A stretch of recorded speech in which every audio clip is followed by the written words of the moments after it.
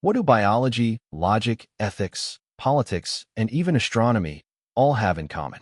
They were all shaped 2,300 years ago by one man. A thinker so brilliant, his ideas defined knowledge itself for centuries. His name was Aristotle. Aristotle was born in 384 BCE in the Greek city of Stagira. His father was the royal doctor to the king of Macedon. So from a young age, Aristotle was exposed to science, medicine, and logic. At 17, he left home to study under the greatest philosopher of the time, Plato, at the Academy in Athens. He stayed there for nearly 20 years, but eventually, Aristotle began to disagree with his teacher. Aristotle didn't just study one thing. He studied everything. He wrote over 200 works on logic, biology, ethics, metaphysics, psychology, politics, poetry, and more. He invented formal logic, the system of thinking that lets us test if arguments make sense. Ever heard of all men are mortal? Socrates is a man. Therefore, Socrates is mortal? That's Aristotle.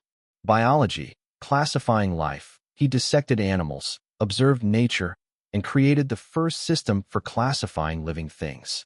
His work was so thorough, some of it wasn't improved for over 2,000 years. Ethics, the golden mean. In ethics, Aristotle didn't say do whatever feels good.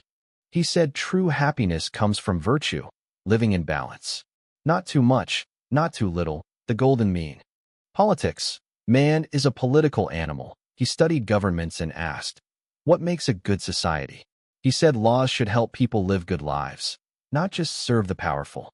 After Aristotle died, his works were forgotten for centuries, until they were rediscovered by scholars in the Islamic world, then translated and spread across Europe. By the Middle Ages, Aristotle was known simply as the philosopher. Even the church shaped its theology around his ideas. Aristotle didn't just ask questions.